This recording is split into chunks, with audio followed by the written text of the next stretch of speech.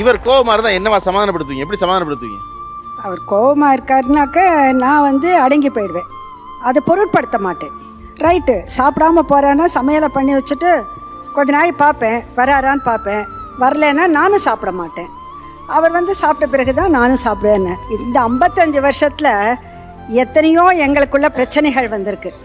கர்த்தார coffee கொடுக்குறதே சில சமயத்தில் தகராறு வந்துடும்.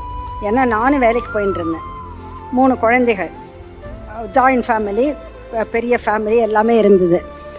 ஆனாலும் என்ன ஆகும், அது கொஞ்ச நாளைக்கு ஆன உடனே அந்த கோபமானது வேறு விதத்தில் தணிஞ்சு போயிடும். அதுதான் முக்கியம். இப்போ அவருக்கு காது கேட்கறது இல்லை, தினம் சண்டை வரும். ஏன்னா நான் சத்தமாக பேசினா சத்தமாக பேசாத, கோபமாக பேசுகிற அப்படின்வார். மெதுவாக பேசினா நீ பேசுகிறதே எனக்கு காதில் வேலை அப்படின்பார்.